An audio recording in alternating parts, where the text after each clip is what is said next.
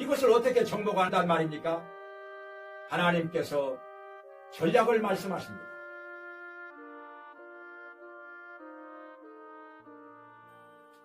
여호수아서 5장 13절부터 15절에는 하나님의 군대장관이 여호수아 앞에 나타나서 하나님의 전략을 가르쳐 줍니다.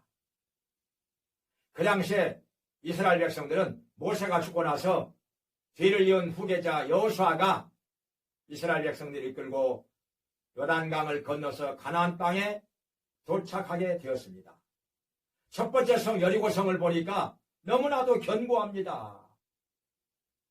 폭이 넓기도 하고 높기도 하고 이중으로 되어 있습니다. 이것을 어떻게 정복한단 말입니까? 마땅히 그 성을 공략할 방법도 없고 공략할 만한 장비도 없는데 어떻게 합니까? 그걸 하다 보면은 많은 희생이 따를 것이 뻔한데 여호수아가 얼마나 고민이 되었겠습니까? 그래서 혼자 여리고성을 향해서 터덜터덜 가면서 여러 가지 생각을 하고 있는데 웬 낯선 사람이 칼을 빼들고 앞에 나타나 서 있습니다. 너는 누구냐? 어느 편이냐? 우리를 위하느냐? 대적을 위하느냐?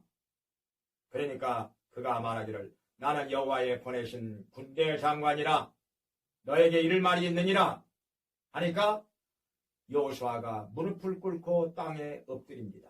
말씀하옵소서. 내가 선 곳은 거룩한 땅이니 너의 발에 신을 벗으라. 그렇게 했더니 하나님께서 전략을 말씀하십니다.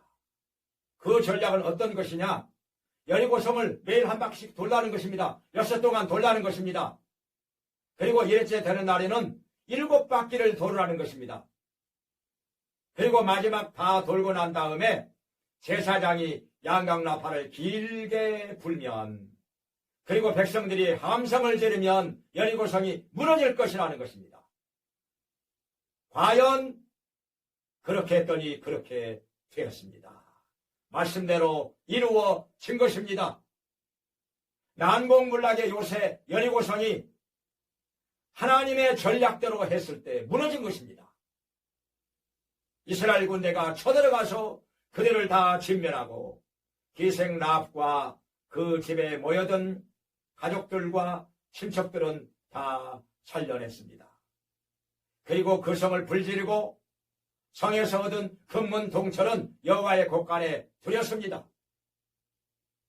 하나님께서는 지금도 구하는 자에게 전략을 주십니다. 그 전략을 따라 행할 때 하나님께서 함께 하셔서 이루어 주십니다. 놀라운 역사가 일어나는 것입니다. 성경에 보면은 이런 전략을 받은 예가 많이 나옵니다. 다윗이 브레셋과 전투할 때, 여호사밧이 연합군과 전투할 때 전략을 주셨고 그대로 이루어졌습니다. 오늘날에도 우리가 무엇을 행하든지 전략이 필요합니다. 전쟁을 할 때만 전략이 필요한 것이 아니라 전도할 때도 전략이 필요합니다. 어떤 말씀을 가지고 그 사람을 주님께로 인도할 것인가? 우리가 기도하면 말씀을 주십니다. 전략을 주십니다. 부자가 되는데도 전략이 필요합니다.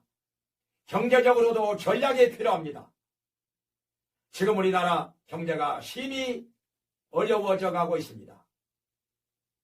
얼마 전에 뉴스를 들었는데 우리나라 GDP가 2년 전에 세계 9위까지 올라갔다가 지금 1년 반 만에 대통령 하나 바꿔준 것인데도 13위로 떨어졌습니다.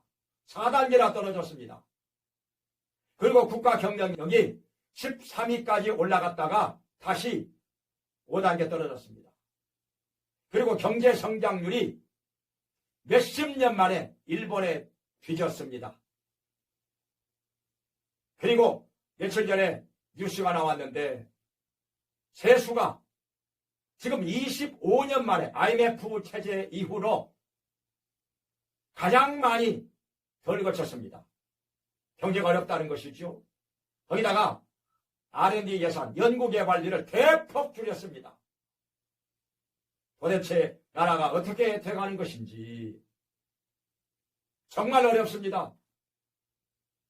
누구를 비판하고자 하는 말이 아니라 우리가 대책을 세워야 된다. 전략이 있어야 된다 하는 것입니다.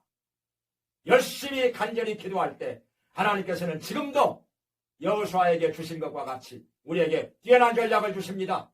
그 전략을 가지고 승리하며 하나님의 도우심을 받으며 복을 받으며 하나님의 영광을 나타내며 살기를 주의 이름으로 축원합니다.